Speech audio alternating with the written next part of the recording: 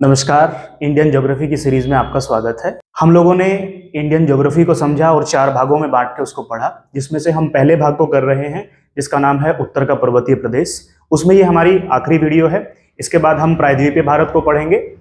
आज हम उसको देख लेते हैं कि जो हमारा नॉर्थ ईस्ट वाला एरिया है उसमें कौन कौन सी पहाड़ियां हैं, जो हिमालय का ही विस्तार है, उसको क्या क्या कहते हैं। तो देखिए, एक पहाड़ी आपको मिलेगी मिश्मी पहाड़ी, एक पहाड़ी का नाम है अबौर पहाड़ी, एक पहाड़ी का नाम है मीरी पहाड़ी, एक पहाड़ी का नाम है डफला पहाड़ी।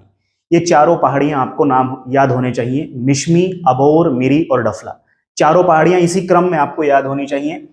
अगर आप देखेंगे तो हम मैप में भी इनको देख रहे होंगे तो आप पाएंगे कि उत्तर से दक्षिण का क्रम इनका सेम आपको देखने को मिलेगा। और ये जो चारों की चारों पहाड़ियां हैं ये नॉर्थ ईस्ट में आपको अरुणाचल प्रदेश में देखने को मिलेंगी। किस राज्य में देखने को मिलेंगी ये बड़ा महत्वपूर्ण है, तो उसका नाम हो जाएगा अरुणाचल प्रदेश। यहाँ पे एक इंफॉर्मेशन और है जो हमने नोट करके यहाँ पे लिखा है। कहता है कि जो मिश्मी पहाड़ी है, ये जो मिश्मी पहाड़ी है ये उत्तर पूर्वी हिमालय की सबसे ऊंची पर्वत श्रृंखला है। जो नॉर्थ ईस्ट हिमालय है उसमें सबसे ऊंची पहाड़ी का नाम है मिश्मी पहाड़ी। अगर आप इन पहाड़ियों को मैप पे देखेंगे तो आप देख पा रहे होंगे, ये है वो, यहाँ पे जो आप पहाड़ी देख पा रहे हैं इस पहाड़ी का नाम है मिश्मी पहाड़ी, ये है अबोर पहाड़ी, ये है यहाँ पे मीरी पहाड़ी और ये है डफला। अगर आप इनका देखें पूरब से पश्चिम का क्रम तो सेम है, अगर आप उत्तर से दक्षिण का क्रम भी देखें तो इसी क्रम में याद रखना है, क्योंकि एग्जामिनर जो आपसे सवाल पूछेगा वो या तो इनको पूरब से पश्चिम सजवाएगा या फिर उत्तर से दक्षिण के क्रम में इनको पूछेगा। तो आपको इसी क्रम में याद रखना है, मिश्मी, अबोर, मीरी, डफला। तो ये चारों पहाड़ियां आपको कहां पर देखने को मिल रही है, आप देख पा रहे होंगे ये वाला हिस्सा जो है ये अरुणाचल प्रदेश का है, तो अरुणाचल प्रदेश की है, जिसमें हमने समझा कि जो मिश्मी पहाड़ी है वो पूरे के पूरे इस नॉर्थ ईस्ट के हिमालय रीजन की सबसे ऊंची पहाड़ी है। इसके बाद नेक्स्ट पहाड़ी का नाम है पटकई बुम। नाम आपको याद रखना है, पहाड़ी का नाम है पटकई बुम। ये पहाड़ी आपको कहां देखने को मिलेगी, तो ये पहाड़ी आपको नागालैंड और अरुणाचल प्रदेश की बाउंड्री पर देखने को मिलेगी। ऐसे ही एक पहाड़ी है नागा हिल्स। नागालैंड के नाम पर ही नागा हिल रखा गया है। किस जगह पर है, तो ये नागालैंड में। अगर आप देखेंगे इस नागा हिल की जो नागालैंड में अवस्थित है उसकी हाईएस्ट पीक का नाम है माउंट सारामती। नाम याद रखना है आपको, नागा हिल नागालैंड के नाम पे याद रह जाएगी, बट आपको क्या याद रखना है कि नागा हिल की हाईएस्ट पीक क्या है, तो उसका नाम है माउंट सारामती। ये याद रखना है आपको। इसके बाद नेक्स्ट पहाड़ी का नाम है मणिपुर हिल्स। ये मणिपुर में मिलेगी, नाम से ही क्लियर है। इस मणिपुर हिल पर आपको एक लेक देखने को मिलेगी, एक झील देखने को मिलेगी और झील का नाम है लोकटक लेक। क्या नाम है, लोकटक लेक। यहां से बहुत बार सवाल बनाता है कि लोकटक लेक का संबंध निम्नलिखित में से कौन सी पहाड़ी से है, तो वो मणिपुर हिल से है। लोकटक लेक के बारे में एक विशेषता यह है कि लोकटक लेक पर एक नेशनल पार्क है और उस नेशनल पार्क का नाम है कैबुल लेमजो नेशनल पार्क। क्या नाम है, कैबुल लेमजो नेशनल पार्क। अब आपके लिए एक होमवर्क हो जाता है कि आप हमें बताइए, कमेंट सेक्शन में आप कमेंट करके बताइए कि ये जो कैबुल लेमजो नेशनल पार्क है जो कि लोकटक लेक में है, जो एक तैरता हुआ नेशनल पार्क है, इसमें कौन सा एनिमल जो प्रमुखतः मिलता है उसको क्या नाम है और क्या उसके नाम पर नॉर्थ ईस्ट में कोई फेस्टिवल भी मनाया जाता है। नेक्स्ट पहाड़ी का नाम है मिजो हिल। मिजो हिल मिजोरम के नाम से क्लियर है, तो यहाँ पे आपको मिजो हिल नहीं देगा बल्कि इसी का दूसरा नाम है, इसको कहते हैं लुशई हिल। क्या कहते हैं, लुशई हिल कहते हैं मिजो हिल को ही। इसके बारे में विशेषता यह है कि इसकी हाईएस्ट पीक का नाम है ब्लू माउंटेन। क्या नाम है, ब्लू माउंटेन। इसकी एक और विशेषता है कि भारत में हिमालय का दक्षिणतम पर्वतीय क्षेत्र अगर आपको देखने को मिलता है तो उसे हम कहेंगे कि वो लुशई हिल है। भारत में हिमालय का दक्षिणतम विस्तार जो है वो लुशई हिल के रूप में है, जिसकी हाईएस्ट पीक का नाम है ब्लू माउंटेन। देखिए, हिमालय के बारे में बात कर रहा है। अगर आप देखेंगे भारत का दक्षिणतम पर्वतीय क्षेत्र, तो आप कह सकते हैं कि वो तो कन्याकुमारी तक, नीलगिरी या फिर कार्डमम की पहाड़ियों तक अवस्थित है, बट वो हिमालय का नहीं है। ये आपको कंफ्यूजन नहीं रखना है अपने दिमाग में। इसके नीचे भी हिमालय का विस्तार है, पर वो आप देखेंगे म्यांमार में चला जाता है, जिसको हम अराकान योमा कहते हैं। बट हम तो इंडियन ज्योग्राफी पढ़ रहे हैं तो हम यहीं तक रहते हैं, और ये यहाँ पे एक अपने आप में एक स्टेटमेंट के रूप में आपके सामने है कि भारत में हिमालय की दक्षिणतम पर्वतीय क्षेत्र का नाम है लुशई हिल, जिसकी हाईएस्ट पीक है ब्लू माउंटेन। एक पहाड़ी है जिसका नाम है मिकिर पहाड़ी, एक पहाड़ी है जिसका नाम है रेंगमा पहाड़ी। देखिए, ये नाम आपको एज इट इज याद होने चाहिए, क्योंकि अगर आप प्रीवियस ईयर को देखेंगे तो सेम सवाल पूछा है। मिकिर पहाड़ी, एक पहाड़ी है रेंगमा पहाड़ी। ये दोनों पहाड़ियां आपको असम राज्य में देखने को मिलेंगी, मिकिर और रेंगमा। अभी हम मैप पे भी देखेंगे। ऐसे ही एक पहाड़ी का नाम है बरेल। क्या नाम है? बरेल पहाड़ी है। अगर आप देखेंगे ये पहाड़ी थोड़ी सी अलग है और थोड़ी सी इस सेंस में अलग है कि ये पहाड़ी जो है उसका विस्तार 3 राज्यों में मिलता है। एक राज्य का नाम है नागालैंड, एक राज्य का नाम है असम और एक है मणिपुर। तो नागालैंड, असम और मणिपुर के ट्राई जंक्शन पर जो पहाड़ी अवस्थित है, जो पहाड़ी क्षेत्र है, उसको हम बरेल कहते हैं। बरेल के बारे में एक विशेषता है कि जो पहाड़ी है बरेल, हम मान लें कि ये पहाड़ी है और ये इसका नॉर्थ वाला हिस्सा है और ये साउथ वाला हिस्सा है।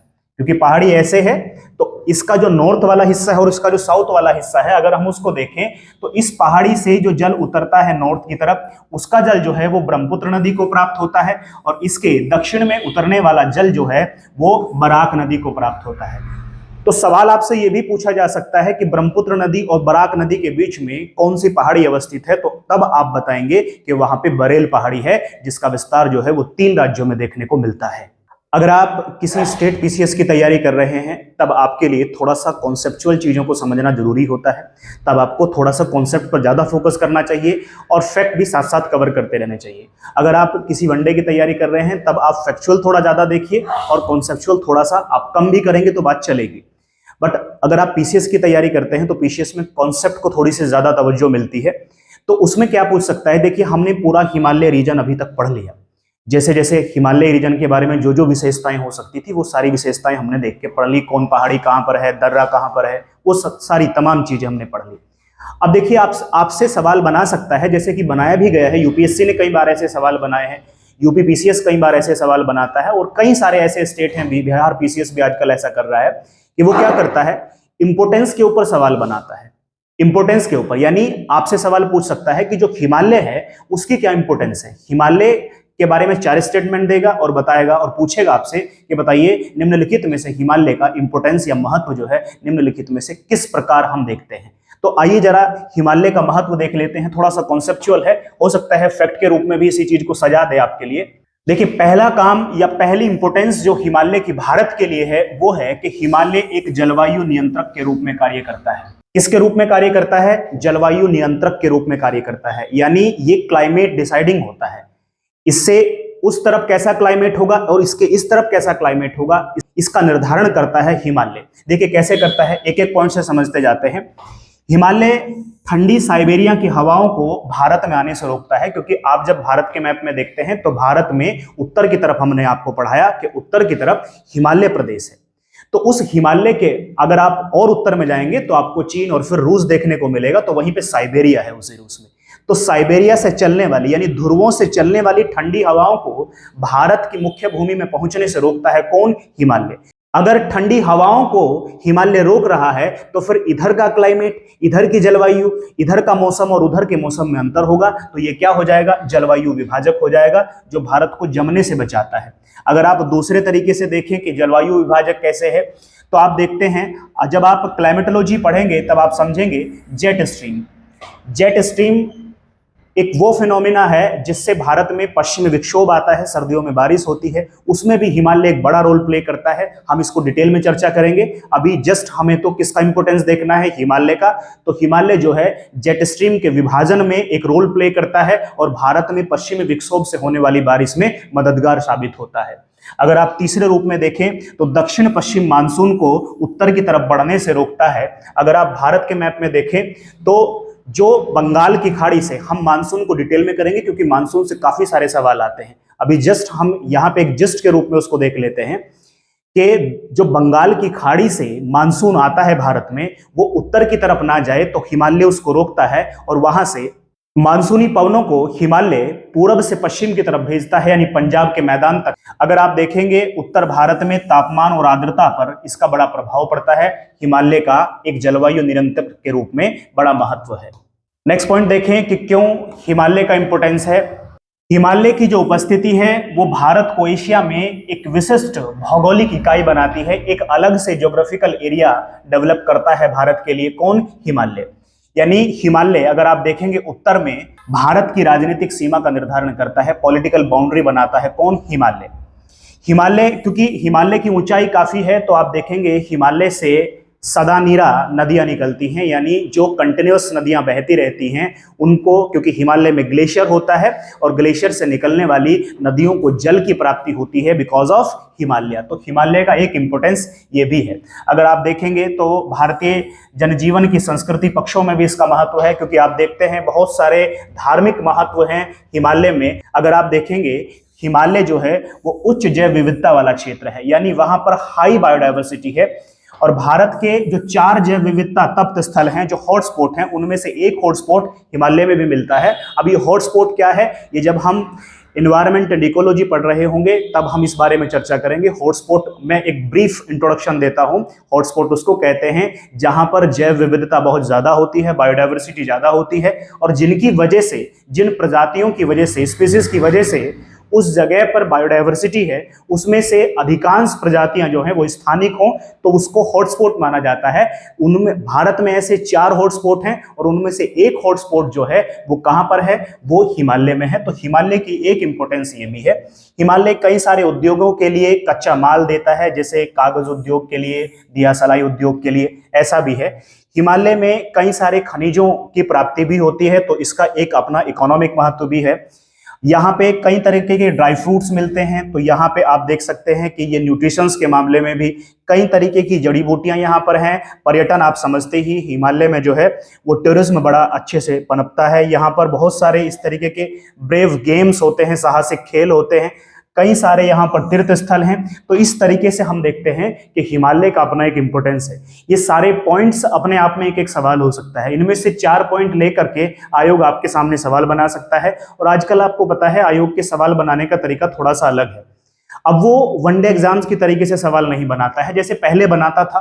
वनडे या स्टेट या जो भी यूपीएससी आप जिसकी भी तैयारी कर रहे हैं, आजकल हर आयोग के सवाल बनाने का तरीका बदल गया है। सवाल बनाने में पहले वो 4 ऑप्शन देता था, उनमें से किसी एक को या तो वो गलत या सही पूछ रहा होता है, बट आज ऐसा नहीं करता है। आज क्या करता है, पहले आपको 3 या 4 स्टेटमेंट देता है और फिर ऑप्शंस की शुरुआत करता है कि इसमें से 1 सही है, 2 सही है, 3 सही है। तो थोड़ा सा आपको कॉन्सेप्चुअल चीजों को समझना पड़ेगा, तभी आप इस तरीके के सवालों को टैकल कर रहे होंगे। उत्तर के पर्वतीय प्रदेश को समझने के बाद अब हम देखते हैं कि उससे किस किस तरीके के सवाल पूछे गए हैं अभी तक, उन सवालों को सॉल्व करने की कोशिश करते हैं। देखिए सवाल पढ़ते हैं। सवाल कहता है कि कैलाश पर्वत निम्नलिखित में से किस क्षेत्र में अवस्थित है।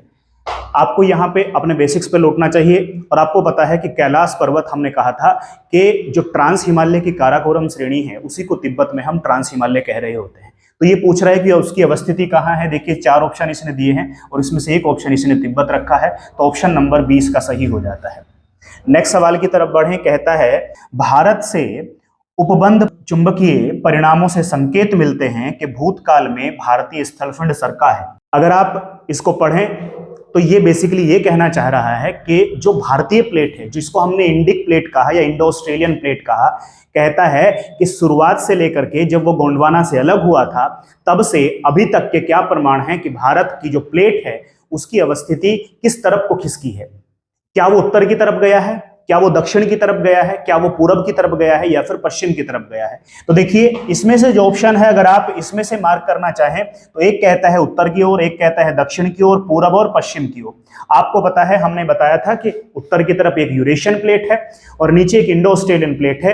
ये जो इंडो ऑस्ट्रेलियन प्लेट है इसकी दिशा जो है उत्तर की तरफ है, बल्कि हमें तो इतना पता है कि प्योर उत्तर ना हो करके वो थोड़ा सा उत्तर पूरब है। तभी तो हम देखते हैं कि जो हमारा पूर्वी हिमालय है उसकी ऊंचाई ज्यादा है और चौड़ाई कम है। ये कॉन्सेप्ट हमने पहले समझा था। नेक्स्ट सवाल है लघु हिमालय स्थित है किस किस के बीच में। कहता है ट्रांस हिमालय और मध्य महान हिमालय के बीच में, शिवालिक और महान हिमालय के बीच में, ट्रांस हिमालय और शिवालिक के बीच में, शिवालिक और बाह्य हिमालय के बीच में। वैसे तो बाह्य हिमालय भी शिवालिक को ही कहते हैं और उसे तो सवाल बनाना है, तो उसने अपने तरीके से सवाल बना दिया। आप बताइए कि ये जो लघु हिमालय है इसकी अवस्थिति कहां पर है। आपको पता है कि लघु हिमालय जो है वो ग्रेट हिमालय और शिवालिक के बीच में है। इनमें से देखिए कौन सा ऑप्शन उसके हिसाब से ठीक होगा। कहता है ट्रांस हिमालय और महान हिमालय के बीच में, नहीं यहां तो कुछ नहीं है। शिवालिक और महान हिमालय के बीच में, ये ऑप्शन ठीक है। शिवालिक और महान हिमालय के बीच में कौन है, लघु हिमालय है। नेक्स्ट सवाल देखते हैं, छत्तीसगढ़ पीसीएस में पूछा गया है। कहता है पश्चिम भाग में हिमालय की श्रेणियों का दक्षिण से उत्तर की ओर निम्नांकित में से कौन सा क्रम सही है। पश्चिमी हिमालय में देखना है पहली बात है, यानी जम्मू कश्मीर पंजाब वाले हिस्से में देखना है, और किस तरफ से किस तरफ बताना है, दक्षिण से उत्तर की तरफ पहाड़ियों का क्रम बताना है, श्रेणियों का क्रम बताना है। देखिए पहला ऑप्शन है महान हिमालय, उसके बाद लघु हिमालय, उसके बाद शिवालिक। दूसरा ऑप्शन है शिवालिक, लघु हिमालय, महान हिमालय। तीसरा ऑप्शन कहता है पहले लघु हिमालय है, फिर महान हिमालय है, फिर शिवालिक है। डी ऑप्शन कहता है शिवालिक है, महान हिमालय है और लघु हिमालय है। तो देखिए सबसे दक्षिण में आपको शिवालिक देखने को मिलेगा। क्या देखने को मिलेगा? शिवालिक। अगर आप उसके उत्तर में बढ़ेंगे तो आपको मिडल हिमालय देखने को मिलेगा, जिसको हम हिंदी में लघु हिमालय कहते हैं। इसके ऊपर अगर आप और उत्तर को जाएंगे तो आपको महान हिमालय यानी ग्रेट हिमालय देखने को मिलेगा। अब देख लीजिए इनमें से कौन सा ऑप्शन सही बैठेगा, यानी शिवालिक से शुरुआत होनी चाहिए। शिवालिक वाले ये दो ऑप्शन है, इस तरीके से भी आप जा सकते हैं। शिवालिक वाले ये दो ऑप्शन है। अब देखिए शिवालिक है, शिवालिक के बाद लघु हिमालय होना चाहिए, लघु हिमालय के बाद महान हिमालय होना चाहिए। तो हमारा ऑप्शन कौन सा ठीक हो जाता है? ऑप्शन नंबर बी ठीक हो जाता है। नेक्स्ट क्वेश्चन है कश्मीर घाटी स्थित है। कश्मीर घाटी किस किस के बीच में अवस्थित है? बेसिकली सवाल ये है। कहता है कांगड़ा धौलाधर पर्वत श्रेणियों के मध्य में है, पीर पंजाल और हिमाद्री पर्वत श्रेणियों के मध्य में है, महाभारत रेंज और धौलाधर श्रेणियों के मध्य में है, या फिर पीर पंजाल और महाभारत पर्वत श्रेणियों के मध्य में है। कश्मीर घाटी के बारे में बात करता है। इसने ऑप्शन में क्या दिया है उसको देखेंगे बाद में, पहले आप वो देखिए जो आपको पढ़ाया गया है, जो आपने पढ़ा है। कश्मीर घाटी का मतलब है एमसीटी से, मेन सेंट्रल थ्रस्ट से। मेन सेंट्रल थ्रस्ट वही है जिससे झेलम नदी बहती है। मेन सेंट्रल थ्रस्ट वही है जो हम कहते हैं महान हिमालय और लघु हिमालय के बीच में है। उसी को हमने क्या कहा था? मेन सेंट्रल थ्रस्ट कहा था। बट देखिए यहां पे इन्होंने महान हिमालय का जिक्र नहीं किया है, किसी भी ऑप्शन में महान हिमालय को नहीं रखा है। और दूसरी बात हमने कहा कि एमसीटी जो है वो महान हिमालय और लघु हिमालय के बीच में है, पर इसने ना तो लघु हिमालय दिया है और ना तो महान हिमालय दिया है, बट उनकी श्रेणियां दी हैं। चलो लघु हिमालय के बारे में तो हमें पता है कि लघु हिमालय को अलग अलग स्थानों पर अलग अलग नाम से जानते हैं। लघु हिमालय को जम्मू कश्मीर में पीर पंजाल के नाम से जाना जाता है। लघु हिमालय को हिमाचल प्रदेश में धौलाधर के नाम से जाना जाता है। किस नाम से जानते हैं? धौलाधर के नाम से। इसी लघु हिमालय को उत्तराखंड में नाग टिब्बा के नाम से जानते हैं। और बताइए इसी लघु हिमालय को नेपाल में किस रेंज के नाम से जानते हैं? उसका नाम हो जाता है महाभारत। तो इन्हीं में से कोई सा एक ऑप्शन रहा होगा। तो हम देख लेते हैं किसके बारे में बात है, होना किसकी बारे में बात चाहिए? पीर पंजाल की शुरुआत होनी चाहिए। अब देखिए एक ऑप्शन में है पीर पंजाल, एक में है महाभारत, एक में है पीर पंजाल और एक में है धौलाधर, यानी लघु हिमालय की तो बात करता है। बट यहाँ पे आप देखेंगे ग्रेट हिमालय को किस अन्य नाम से जाना था उसको याद करिए। ग्रेट हिमालय को हमने बताया था कि महान हिमालय को बर्फीला हिमालय भी कहा जाता है, और महान हिमालय को हम कहते हैं कि वो हिमाद्री भी है। हिमाद्री क्यों है? क्योंकि उसके ऊपर बर्फ जमा है, बड़े बड़े ग्लेशियर्स हैं। तो देखिए इसमें से एक ऑप्शन में दिया है, ये देखिए अगर हम चलो एक एक सवाल को, कांगड़ा और धौलाधर ये दोनों की दोनों हिमाचल की बात करता है, यानी दोनों की दोनों ऑप्शन ए जो है वो दोनों के दोनों में लघु हिमालय के बारे में बात कर रहा है। अगर आप ऑप्शन सी को देखेंगे तो यहां देखिए महाभारत रेंज है, ये लघु हिमालय की रेंज है, धौलाधर भी लघु हिमालय की रेंज है, तो दोनों के बीच में तो कश्मीर घाटी नहीं है। इसके बाद देखिए ये है पीर पंजाल और ये है महाभारत। पीर पंजाल और महाभारत दोनों लघु हिमालय के दिए हैं। तो इसने जो तीन ऑप्शन बनाए हैं ए, सी और डी, ये तीनों के तीनों इन्हीं के बीच में घाटी को दिखाया है। जबकि घाटी कहां पर है? घाटी है पीर पंजाल और हिमाद्री। हिमाद्री माने ग्रेट हिमालय, उनके बीच में है, यानी महान हिमालय और लघु हिमालय के बीच में है। तो देखिए सवाल वही रहता है, जानकारी वही रहती है, उसको किस प्रकार यूटिलाइज करना है, मेन खेल उस बात का है। तो आई होप आपके लिए वीडियो हेल्पफुल रहेगा। तो चलिए मिलते हैं इसी प्रकार की नई वीडियो के साथ, तब तक के लिए धन्यवाद।